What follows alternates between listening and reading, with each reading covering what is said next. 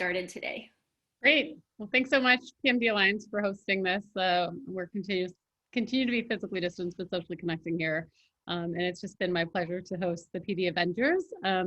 They are a fabulous group of individuals. I'm just blown away by each and every one of them. We could have 3 episodes on each of their stories because they are just remarkable Parkinson's, people with Parkinson's, but so much more. And so we are trying to highlight each and every one of them a little bit differently, and we paired them up. Rochelle has helped us kind of get a sense of how to pair them because they could each pair with each other as well. They have so many unique interests, but they also kind of cross over in many ways in terms of their advocacy missions. And so when I learned about them, Rochelle and I connected, who will be coming on the show in a few weeks, around how we could help them and how to get their message across. A lot of it stems from the Ending Parkinson's Disease book that Mike Oken and Bas Blom have highlighted on the series. And so it's all kind of interconnecting, and we're all globally connected.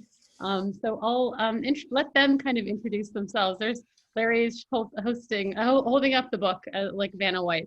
So maybe I'll start by just letting them each tell us a little bit about themselves, and also maybe tell us about how they fit into the PD Avengers, and maybe describe as they see it the mission of the PD Avengers. Maybe Larry, I'll get you to start. Well, hello everybody. I'm Larry Gifford. I'm 48 years old. I was diagnosed with Parkinson's 3 years ago, but I've had symptoms for probably 10 years. Started with my wonky walk, and I just ignored it. And I ignored all my symptoms until I couldn't. And I didn't realize they were connected. And once we found out that they were connected and there was actually something we could call it, wasn't that a relief? I just thought I was getting old and I was overweight and out of shape. I didn't know I had Parkinson's. That's horrible. But now, the news is very shocking. But now it's like, I kind of own it. It's like, hey, I'm Larry Gifford. I got Parkinson's. Look what I'm doing. There's a lot we can do.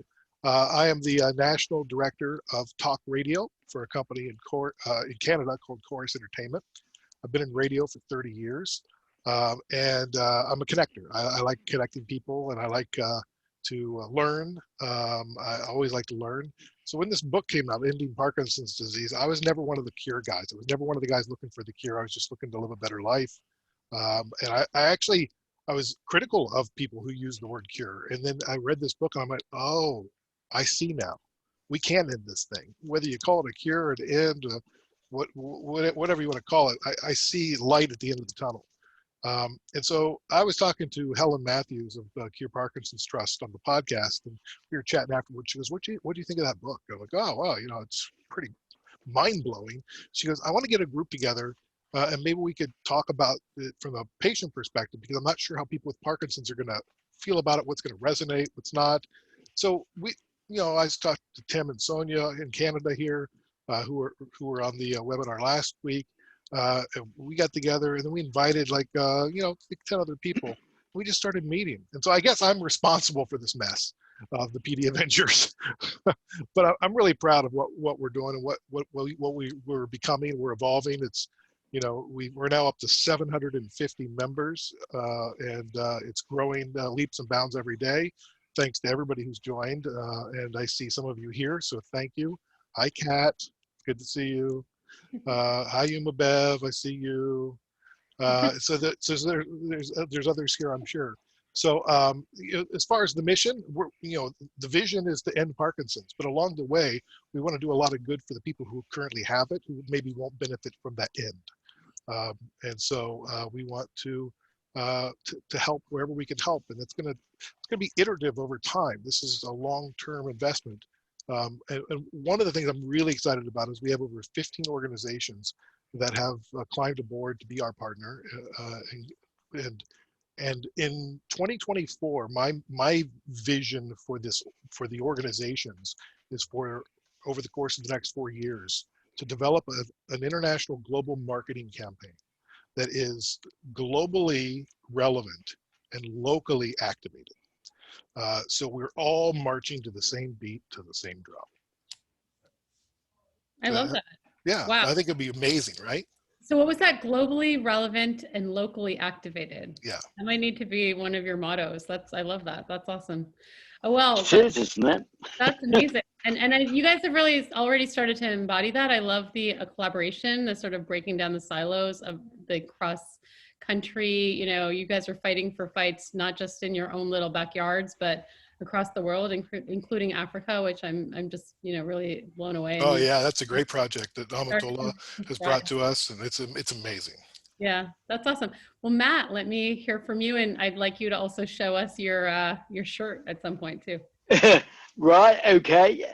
My name's Matt Eagles, and I'm a positivity activist.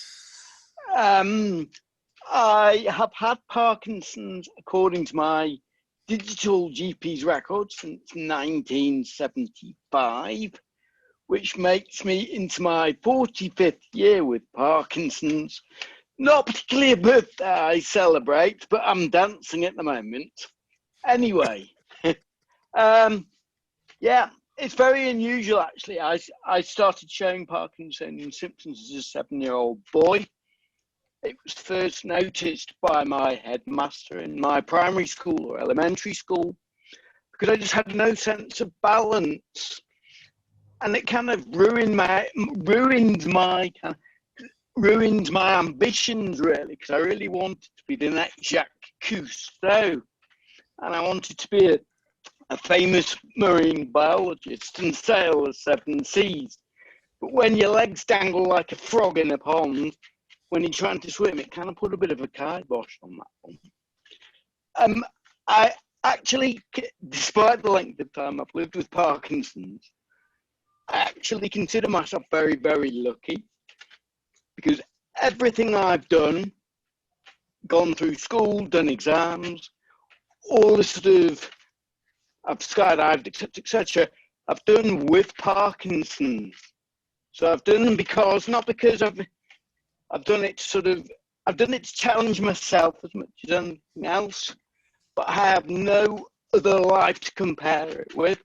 So everything I do is like, well, if I can do it or I can't. End of. It's not that I used to be able to do it, which is one of the big problems with Parkinson's, and I totally get that. But no, everything I do it afresh and new. And I'll tell you this very, very quickly before I go on. On the 8th of October, I'm doing a wing walk. Well, it's not exactly a walk. You actually get strapped to the top of a biplane and they fly about with you on it. So that's the idea anyway. So call me silly by all means, but yeah, I like to challenge myself. But most importantly, and I think it's another reason I regard myself as being very lucky, when I was younger, that's when I was diagnosed actually, I had a very, very strong Mancunian accent, which I picked up in primary school. Now, my mother hated the accent. My mother's and she duly admits she's a bit of a voice snob. So I guess it's she didn't like my accent. So immediately she had me on having elocution lessons and speech and drama lessons. And I used to compete in local speech and drama competitions. And I'm going to read a poem to you very, very briefly, if I may. Sure. And it's my version of the poem. And the original, if anybody would like to look it up, it's called Noah and the Rabbit. And it's by the author's Hugh Chesterman. And this is the first cup I won for speech and drama. It's only very short, so please bear with me.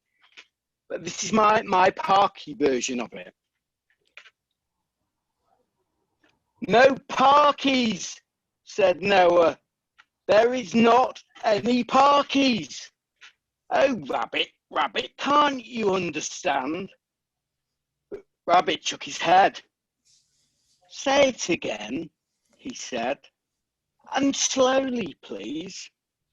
No tremors and no stiffness, no apathy, no spillages, no anxiety, no sleepless nights, no staggering, no falling over and no pain, no masked expressions and laboured speech, no walking sticks, wheelchairs or bathroom aids, no parkies at all, just happiness, Noah replied, and Rabbit sighed. For always, he whispered. Will there be a day when there's a cure for parkies? And will there come a day when the green earth will call me back to play? Noah bowed his head. Someday, he said. Wow, that was so beautiful. Amazing. Amazing. We'll have to listen to the original too. I'll have to check that Yes, out. I have the original. I have the original too. But I'll read that out later if you. I can read it out now. It's up to you. Do you want to read the original now? I read the original now. Yeah. Okay. No land. Yeah. No land, said Noah.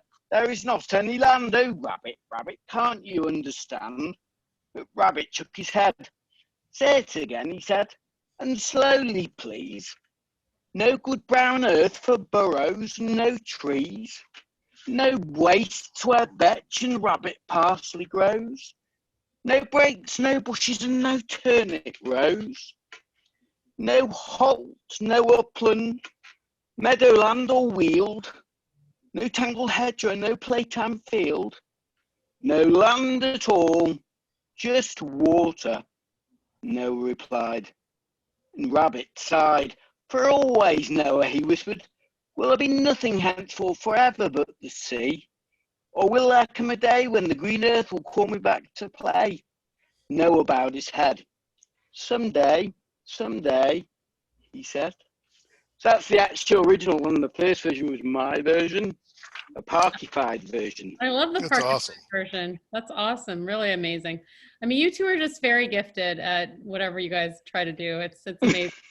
It's kind of Thank fun you to have very both much. of you here together. So Larry, I know that you've been doing this sort of sense of, I think both of you have a sense of, creativity and sort of thinking about things. I know you write about storytelling and sort of storytelling around your Parkinson story a little bit and things like that. And then you have this the podcast that has been super popular as well. Could you tell me a little bit about how storytelling is sort of helped you with your journey through Parkinson's? Has it been helpful? Sure, yeah. Well, I'm a storyteller by trade. I've been radio news reporter and anchor and sports reporter and anchor for a long time. So writing for my own voice has been something I've done forever. And so when it came to Parkinson's, once I got over the shock of it all, I heard Ray Dorsey, who's one of the authors of the book, a few years ago, I guess it's about 3.5 years ago, he said, or I guess 2.5 years ago, he said, if people with Parkinson's don't start sharing their story, there is no way we'll get enough, raise enough awareness to raise enough money to do enough research to end it.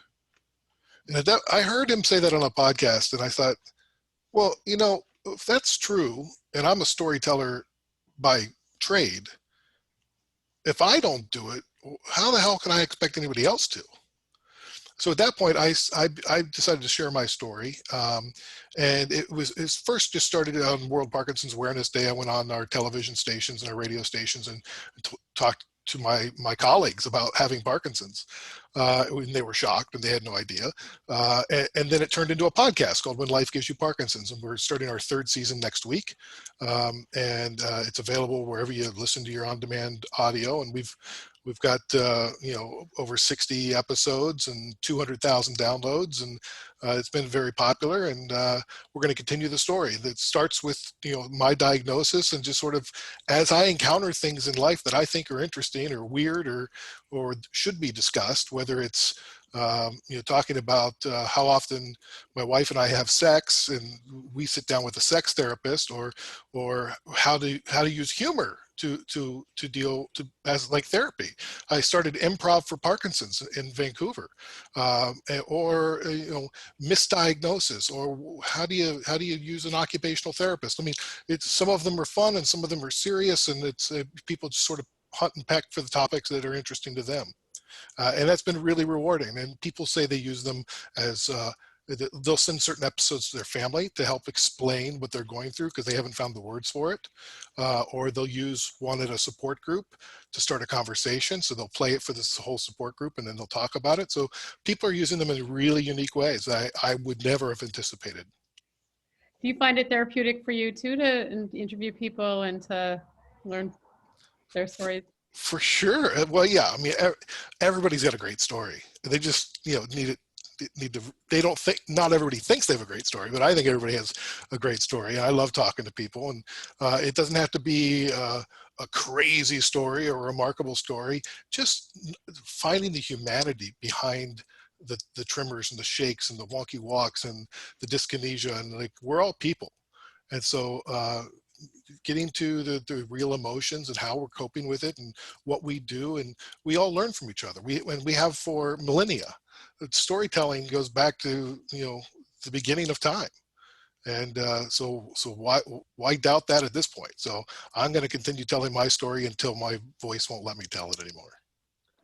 I mean, I think as somebody who, so I have a background in integrative medicine. I think a bit outside the box, as people know, and there is this sort of sense that possibly journaling, but improv is some way to sort of express yourself that can really be therapeutic. And I think even the storytelling aspect, it might be great for you to even share, Larry, maybe at some point, how to start telling your own story, maybe like some tips for, just getting the pen down on the paper and maybe some prompts around what to write, because I think that you're right. Everybody does have a story. And I think once you start writing it, it can be actually, I think, quite therapeutic. It has been for me in some ways when I've sort of gone through some things in my own life to put the pen down on paper. And I think it might even be something where in the PD Avengers, you have a space on your website to sort of share some of those stories, be it by video or even by blogs or by writing. I know I have a few patients that have found just blogging even quite empowering. So that's exciting.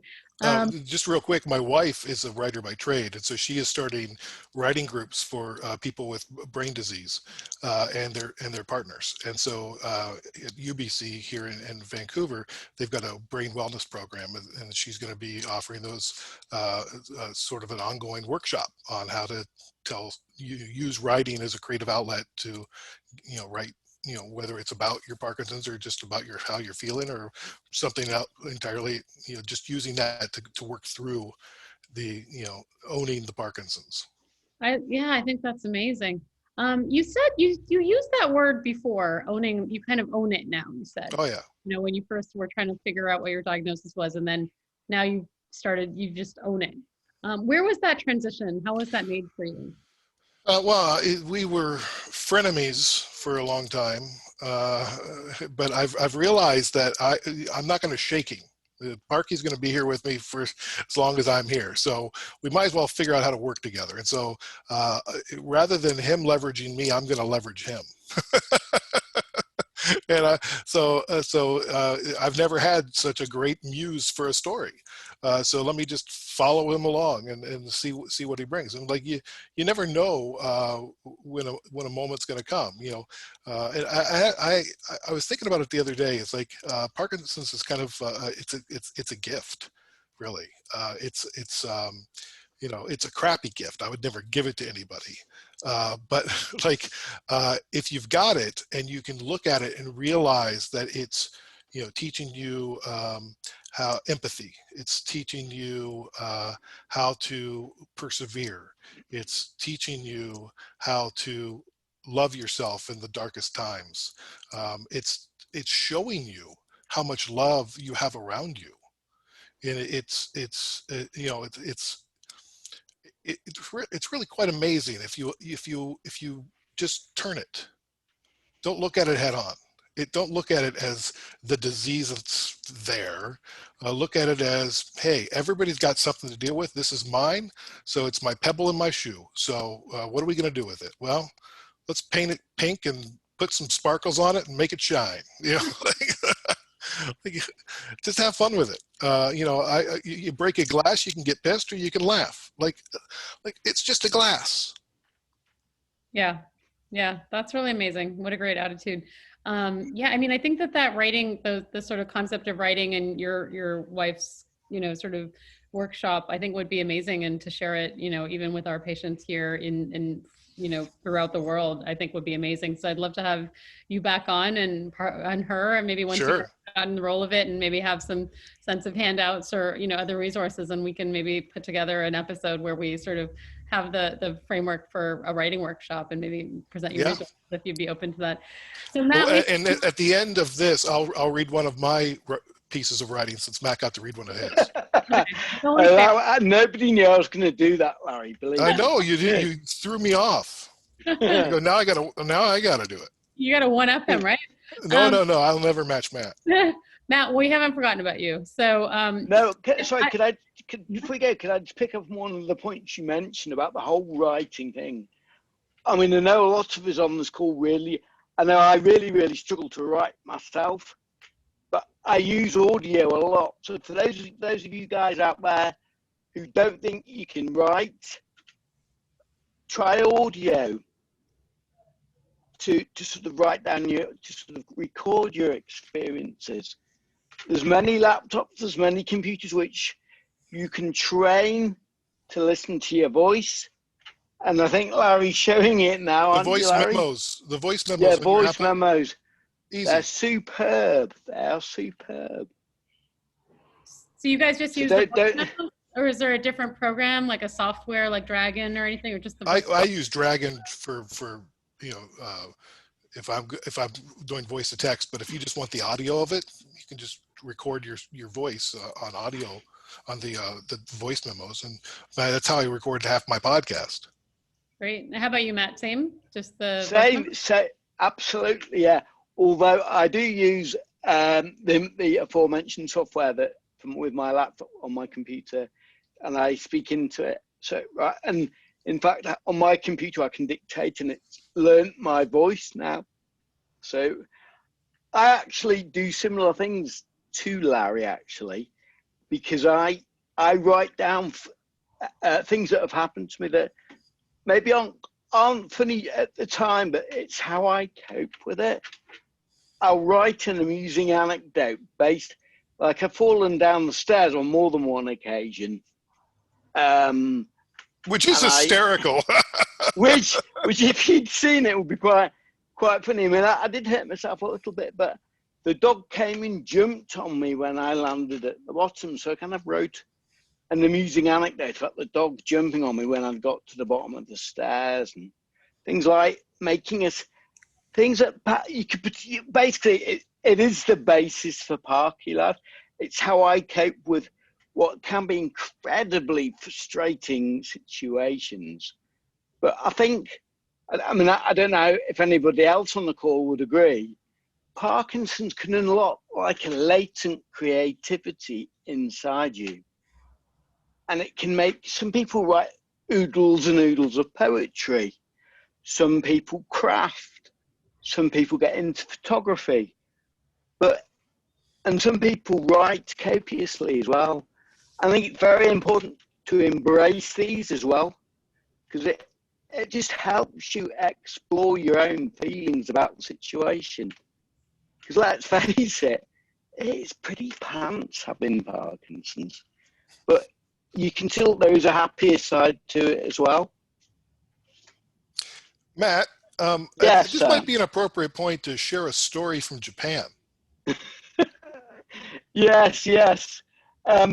This was at the time an incredibly embarrassing moment for me. But because I shared it, it became really basically the World Parkinson's Congress was in Kyoto in Japan in last June.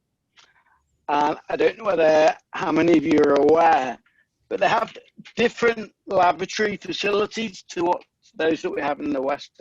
Lots of buttons on the toilet. Yes, lots of buttons on the toilet. And if you're like me, you couldn't decipher for which button actually meant what. I just couldn't get the illustrations. So I was sat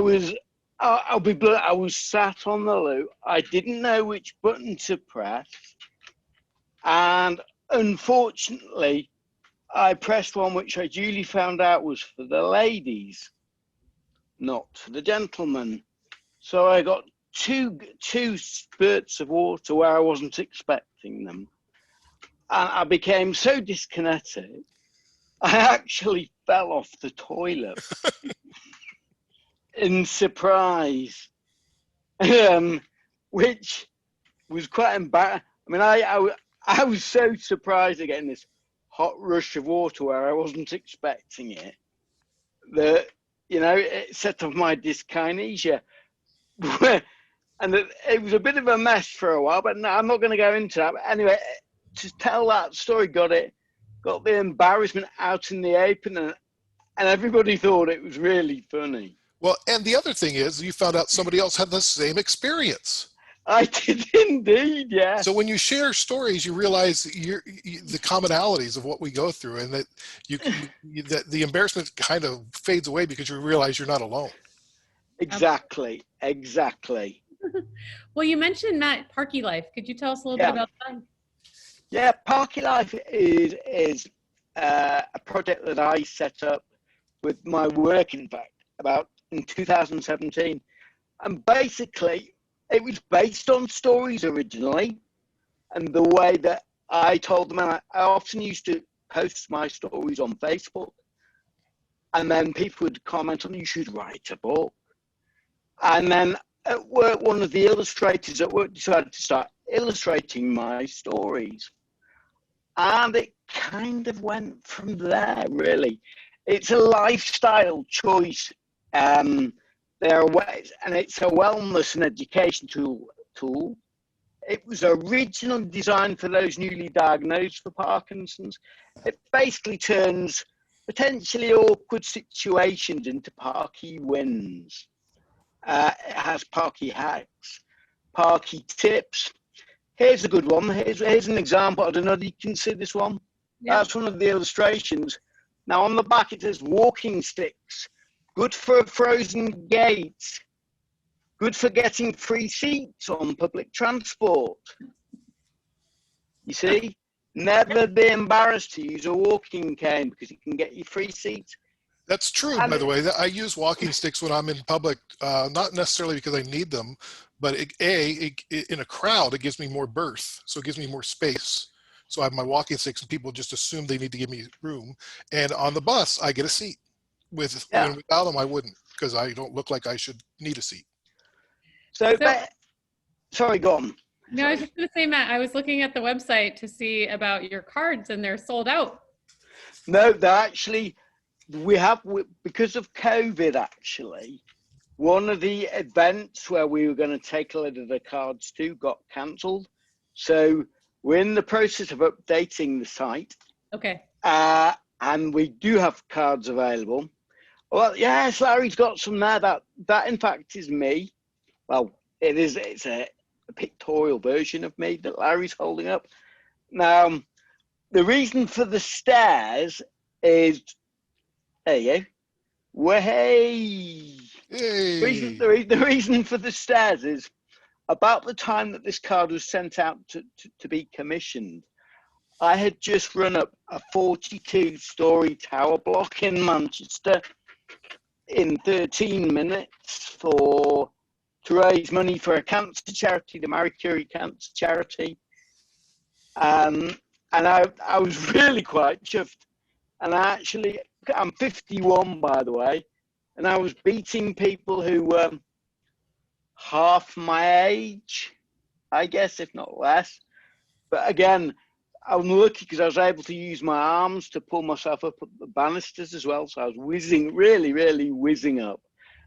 And this sounds very disingenuous, but I had to step over a guy who'd just been sick, and I was quite frustrated. A young lad had been sick halfway up, and he slowed me down. And I was absolutely gutted. But I forgave him in the end, so I think that's nice. Yeah. You're a good heart. That was the right thing to do. Oh. But no. I noticed that you have a quote, Matt. It says, "It only takes one drop of ink to change the color of the water, be that drop of ink." Yeah, I love that quote.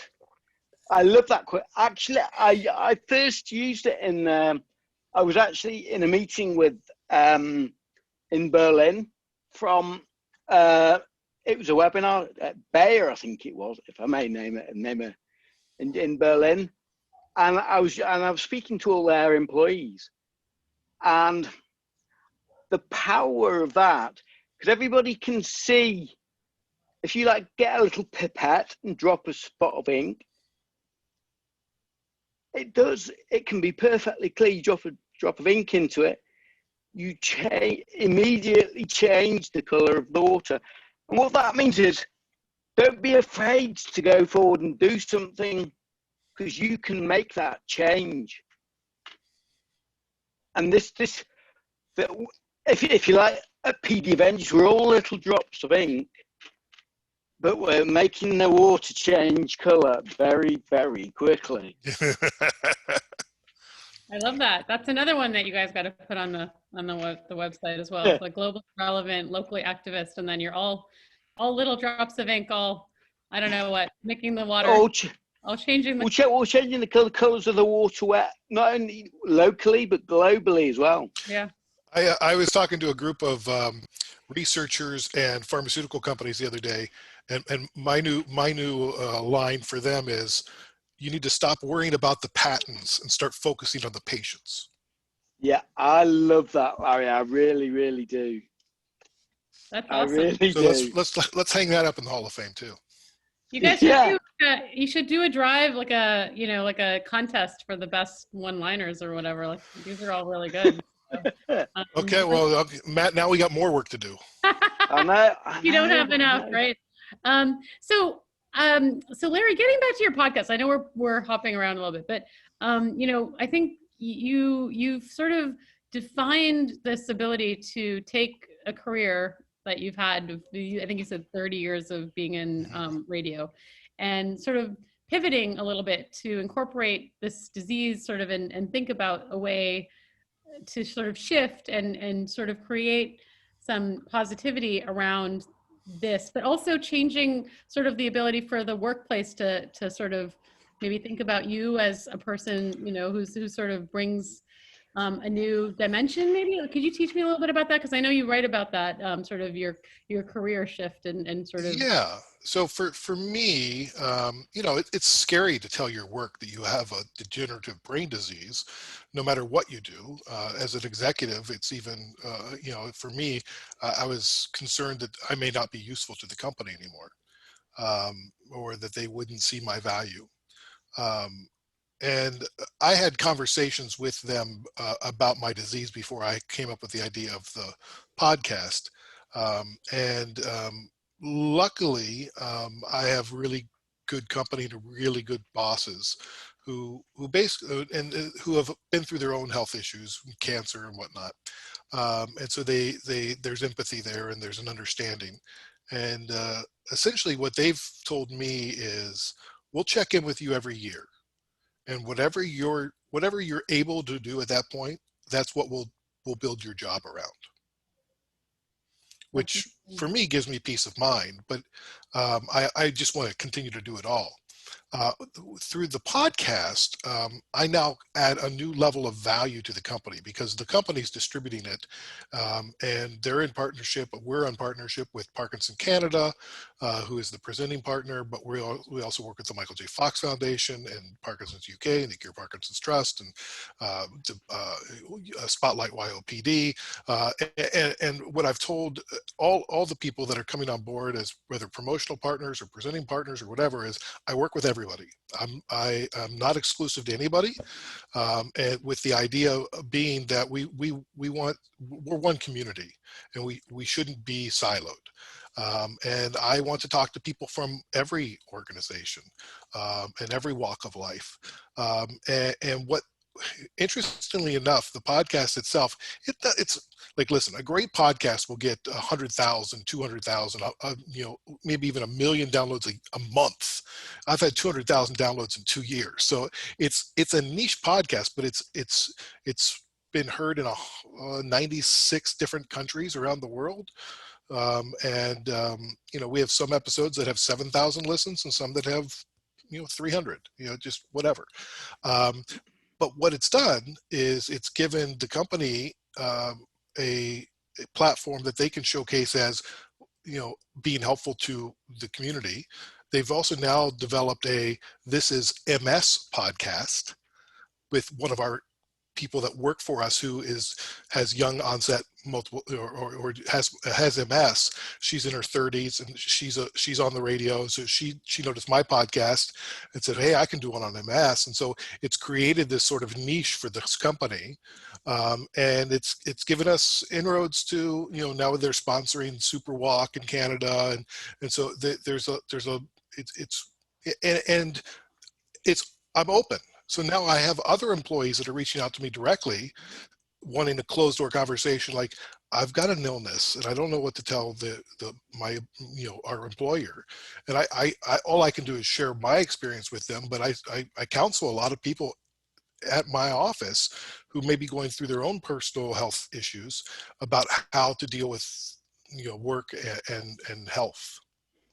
So there's a lot of different facets to it, but it's been very rewarding on multiple levels for both me and them. Indeed, could I just jump in on the employment front? Yeah.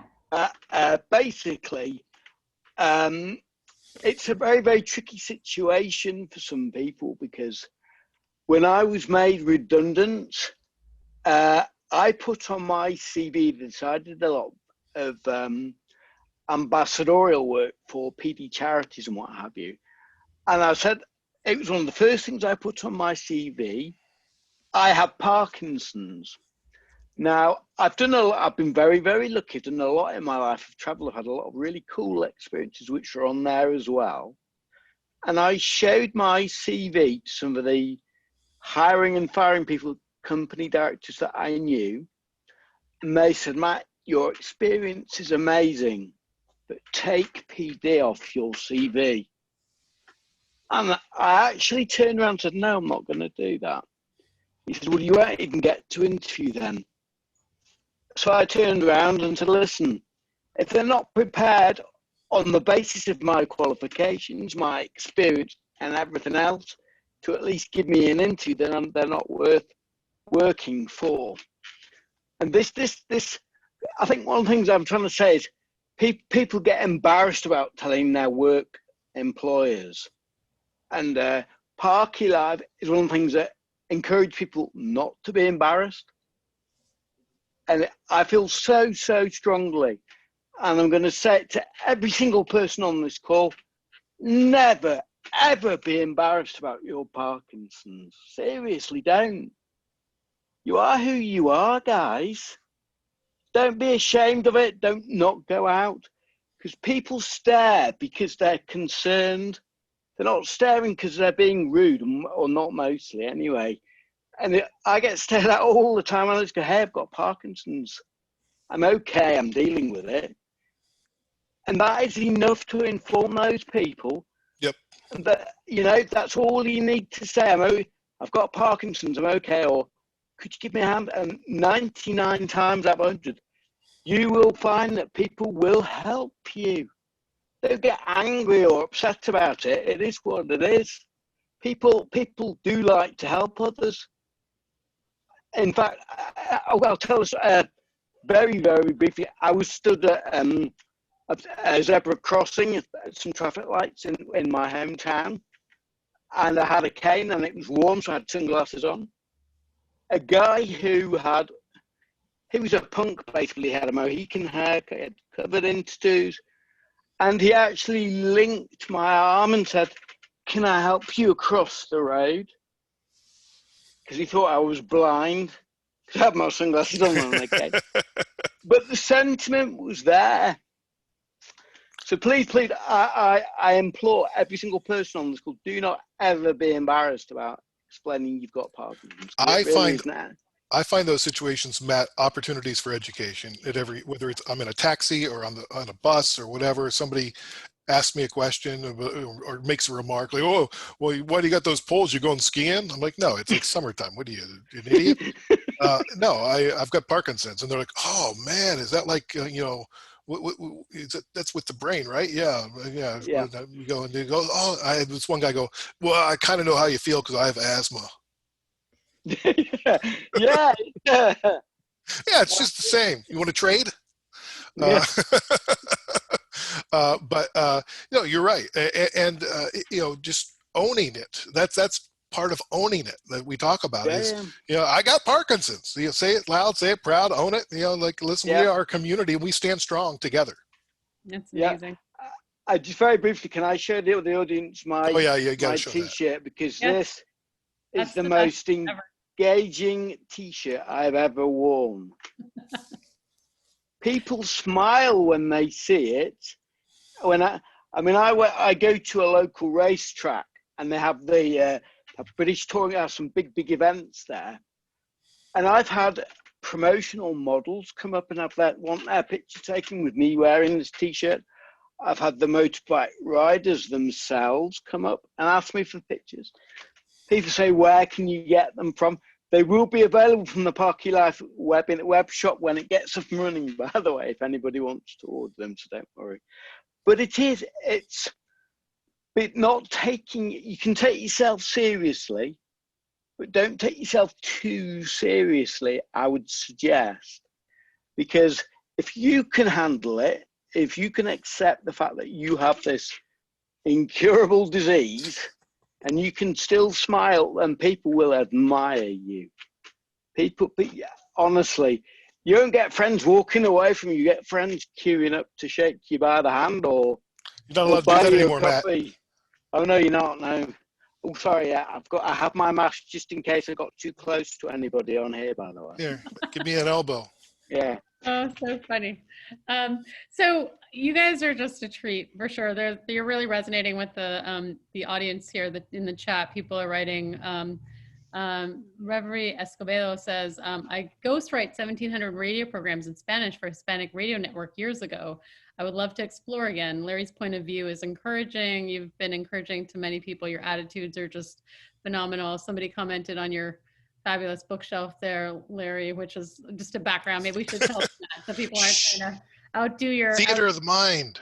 Your background there. But I think, the positive attitudes, and I think the owning it has really resonated with people and have really, and think people are really encouraged to sort of be more open about this, and we've talked about that. So I think that's really amazing. So I wanted to ask you guys a few more questions.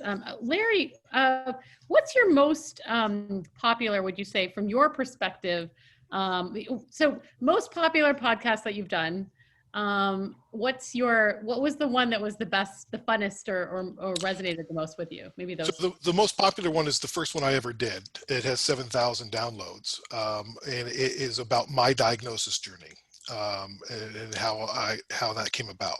And we go and we talk, and the second episode is where I talk to my neurologist in depth and stuff, and that's been very popular. Second most popular podcast, so interestingly enough, was the last one I did at the end of last season, which is about care partners.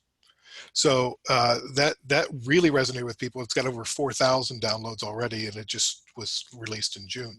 And last seasons are resonated a lot more with the community than the first seasons, because more people found the podcast after the World Parkinson Congress. So I mean, that's just how it worked. But they're all my little babies. There's two of them that come to mind. One, I traveled down to Florida with my family to meet with my brothers and my sister and my mom and their partners and their families for the first time since my diagnosis. And we documented it, and it is one part of one of the episodes. And it was everything from our travel through the airports and getting the wheelchair and having them page me for getting queued up and talking to, you hear me talk to the agent saying I need help between the airports, and just sort of showing people how it can be done and some of the pitfalls when we went to the amusement park asking for the special pass. But then I sat around and my two brothers and my sister and I, we sat around the kitchen table while all the family was around us, and we each had our own iPhone and we were recording our conversation. And it was the first time they'd ever seen me. since I had a diagnosis, and like I hadn't changed that much, but they, in their mind, it was going to be a lot worse. And so that for me was really emotional one. The other one that I really loved putting together, and I got kind of lost on YouTube researching it, was the episode about Muhammad Ali.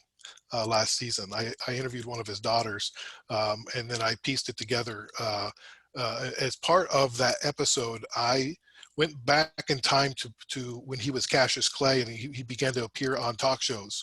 And we have the audio from all of these appearances that he had on TV shows over the course of the years. And you can hear his voice gradually degenerate over the course of the episode.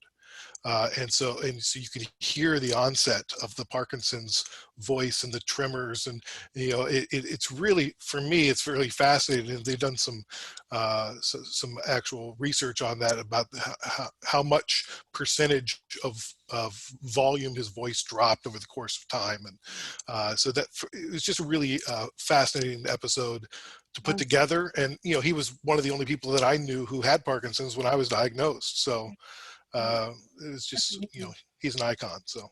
Well, I'm glad you highlighted those, because people who aren't familiar maybe can go check out those first, and then almost Phyllis saying, Larry, your favorite episode was not the one you did with her, apparently. Yeah, no, it actually, Amatola is my favorite guest of all time. She you have to go back and listen to the World Parkinson Congress. Those 4 episodes that we did from the World Parkinson Congress in Kyoto, I was up till 2 a.m. every night putting those together. They were posted same day. Amazing. Next day, and those were great. And we got a lot of different voices on there, including a little one-on-one with It was great. To me, it was an honor to meet her there. I just love the banter between you guys. It's hilarious. Even in the chat, Rochelle was on last week and was hilarious. So it's just so cute to watch you guys support each other, lift each other up, and really highlight, honestly, in the spotlight. Whenever I asked Ben what he's doing, he's talking about somebody else. And then, last week they were talking about yet another, it's like everyone doesn't want to talk about themselves, or they're just talking about each other, which I think is really lovely. So Matt, I noticed that you were doing a little bit of stuff on artificial intelligence, which sounds so interesting. Yeah. Pharma patient conference. And so maybe you can tell us a little bit about those 2 endeavors that you worked on. Yeah, I'm really, really lucky with my work, and I get to speak at a lot of different conferences. The artificial intelligence conference was doing all types of different applications of AI in medicine. But specific to Parkinson's, they're looking at doing, with the deep brain stimulation, they're looking at, and I'm pretty sure that Medtronic have got one that helps out. It's all about learning which signals are the best ones, and it automatically adjusts to the settings. I'm so lucky that I represent so many different therapy areas and disease areas, and I just really believe that patients should have a say in everything right from the beginning. There's a classic example of a guy, they were talking to some guys with prostate cancer, and the basic crux of it was the guys wanted to know whether they'd be able to have continue relations with their partners, when the pharma company just wanted to know, to kind of say, oh, you're not going to die, but it's about wanting to know what's most important in the daily life. And I try and put that voice across. And I sit in so many meetings where the brand comes first, and that is so frustrating.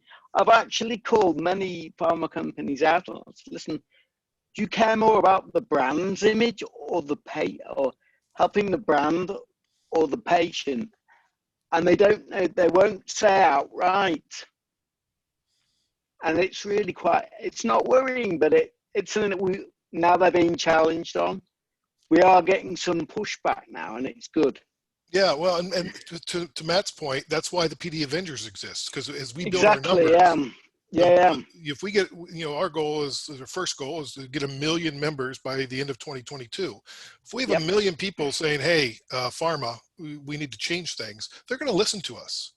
It's harder when you're Matt Eagles knocking on their door or sending them an email to get them to change their ways. But if we all collaborate together and we all stand together as one voice and have a conversation, not just throw stones, but just say, listen, we need to sit down and talk about this because we're part of the solution here. You need us.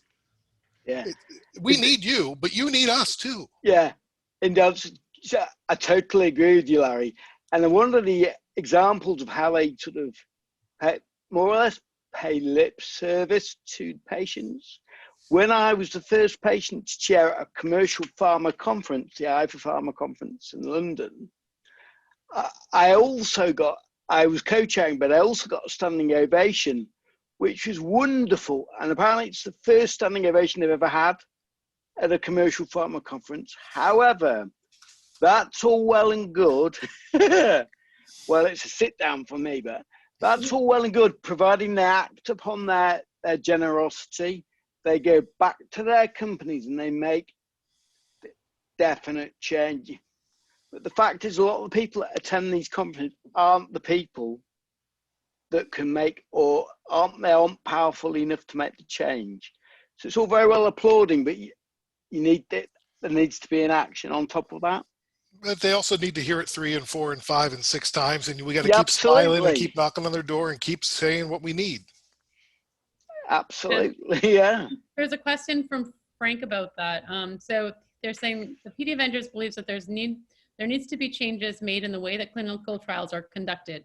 In particular, people who have Parkinson's need to be included, not just as bodies. In other words, trials need to be conducted with people with Parkinson's, not just using people with Parkinson's. What does PD Avengers propose can be done to redirect the research? So the actions, I guess, that you were talking about. Yeah, well, it's about becoming partners with them instead of patients. Yeah. Instead of being willing participants, we want to be there at the very beginning, and I think that's necessary in order to make sure, when you're developing key outcomes that you want from a clinical trial. If your key outcomes don't mean squat to the Parkinson's community, then you're wasting your time. Yeah, I think totally agree, Larry. Totally agree. And the other thing is like they create these stipulations of who can participate in a trial. Well, oftentimes those stipulations are pulled out of their ass. Like, oh, you got to be at least 40 years old because we think most people with Parkinson's are over 40. Well, if you're 38 and you got Parkinson's, you're still viable. Or, you got to be, it's got to be within the first year. Or like, why? Well, it just seems like a good number. It's a very arbitrary. Even the outcomes. How many clinical trials outcome are improvement of the UPDRS score? A lot. It's subjective. Every doctor is going to give you a different UPDRS score. So why aren't we measuring the success of research by the amount of happiness that is increased by the patients who are participating? It's the same thing. Yeah, I totally agree. This hour has gone by super fast, as we knew it would, with you two hilarious guests here. And I just wanted to give you the last 5 minutes of time to I think I've been asking each of the Avengers this, and I wanted to ask you both as well. So if you could look back at yourself upon diagnosis, Larry and Matt, and tell yourself something to that person that you know now that you didn't know then, what would that one thing be that you would tell that Larry of a few years ago, or Matt at age 7? There's a few things. First off, you're going to be supported by everyone. And it's hard to believe that, but the more people I tell, the more support I get. The more I share my story, the more it comes back at me 100-fold in a positive way. Yeah, there's some negativity out there, but yeah, don't worry about it. The other thing is, it's not going to be as easy as the diagnosing neurologist says it will. But it's not going to be as hard as you think it is in that moment. So I and no offense to the neurologists and the MDS who are diagnosing people, but it does them no good to say, oh yeah, by the way, in 3 years you're going to have intense amounts of pain of neuropathy in your feet 24 hours a day for 6 months, and you're going to have a tremor that you can't control with levodopa, and you're going to end up with extreme dyskinesia for a month. Like, that's no good, because they can't say that, because everybody's different, but so what they do say is, you take the levodopa, you won't die with Parkinson's, you'll die with Parkinson's. They try to keep it upbeat and light, and that's great. So it's not going to be that easy, but it's also not going to be as hard as thinking like, oh, it's the end of the world and now my career's over and I'm going to lose everything and nobody's going to want to be around me and I'm worthless and what's life worth living anymore? Because life is, life as I know it is over, which is a deep, dark place that I got for a little while. So I guess that's what I'd tell myself. Okay, that's great. Matt, I know you're going to be naughty now. You're going to say something funny and naughty. I could just tell from the look on your face. No, I would have said to myself, stay happy, be happy with yourself, and do what you can when you can. Don't let days pass you by. But also, smile. Strive to be happy. And there's little wins you can find everywhere. A little win for me is walking the 10 feet from my kitchen into my living room and not spilling my drink. That's a win to me. Enjoy the little wins. I love that, Judy. She totally got out of bed today. Yeah. Well, no, I mean, Yeah. Sometimes if I can get down the stairs if I can walk through my living room without holding onto a chair or furniture walking, that to me is a win. It makes me smile. Absolutely. So I think one thing that I wanted to say to both of you is that, you're just, positivity is just, it's just contagious, honestly. And it's clear that you get energy from each other as well as the Avengers. Yeah. I've noticed that just in the last, since we had Sonia and Tim on, that you've already gone up about at least 250, I think, because they were talking 500. So hopefully we can continue to grow this, and week by week we'll see that, the numbers grow. But so the simplest way that people can join the cause, maybe Larry, you can sort of speak your last sort of, rah-rah, hope of the Avengers, and then I'll have Matt as well. Hope is great. Hope, you got to have hope, right? We all have hope. It's the one thing that unifies us all. It's including the medical professionals, the researchers, the patients, the people with Parkinson's, their caregivers. We all have hope for different reasons. So yeah, I hope you sign up for the PD Avengers at pdavengers.com. We're going to ask you for your name. It's going to pop up as soon as you get there. If you've never been there, it's just going to pop up on the screen. They're going to ask you for your name, your email, and what country you're in. That's it. We're not going to ask you for any money. We're not going to ask you for your credit card. We're not going to, and we never will. We're not a charity. We're an advocacy group. So you do that. We'll put your name on the website. You can send me your picture. It's Larry at pdavengers.com. I'll put the picture up there with a couple bullet points about you. Happy to do that. The more people we have up there, the more people go, whoa, they're there too. Cool. I'm going to sign up. We'll, once a month, you'll get an action alert that gives you 5 things that you can do from your own home to make a difference. And then as we build our ranks, really, we're going to ask you to help us build the ranks. Reach out to your friends and your family and people that don't have Parkinson's, your old office mates, get everybody on board, because this is for whoever wants to end Parkinson's. This is not for people with Parkinson's. This is for everybody. Because you know what? Parkinson's doesn't discriminate. It can hit anybody, anywhere, at any time. Doesn't matter who you are. So this is for, earthlings of Earth. Yeah. And so pdavengers.com is the easiest way. And you can follow us on all the social media. We're there too as well. Absolutely. Matt, tell us your last. I would basically say, be that drop of ink that's going to change the colour of our water, and together we can change the world. Let me just address something. Does it include caregivers? Yes, I called them partners in Parkinson's. That's what my wife calls herself. Call it a caregiver, call it a care partner. Everybody's included. Absolutely. Fabulous. Well, you guys are just mind-blowing. Continue to blow my mind, all of y'all. So thank you for spending the time with us today. I so appreciate it. It's been a kind of a crazy week because movement disorders just happened, and we've, you know, all of us, and I've seen a number of you as well joining us and asking questions of all the presenters this year. So I think, you know, the momentum continues to build, and hopefully, you know, we'll win PD together. So yay! Thanks for having us. Yeah, thank you very much. Back to you, Andrea, to close We out. always show our gratitude for our guests with a goodbye wave and a big cheesy smile. Whee! Yeah, so many people. And let's scroll through the gallery view and see all these smiling faces all across. Hello, Karen, and Way. Cheryl, and Stephen. Thanks Hello. so much for joining us. Hey, everybody. Can I just say, I used to have a beard like Larry's this morning, but when you shave with Parkinson's, it can go wrong. So I started off today with one like Larry, and I've just got this line now. So be careful when you're shaving, guys. Be safe, everyone. Thanks. Bye. Stay safe. Thank you. Lovely to speak to you all. Like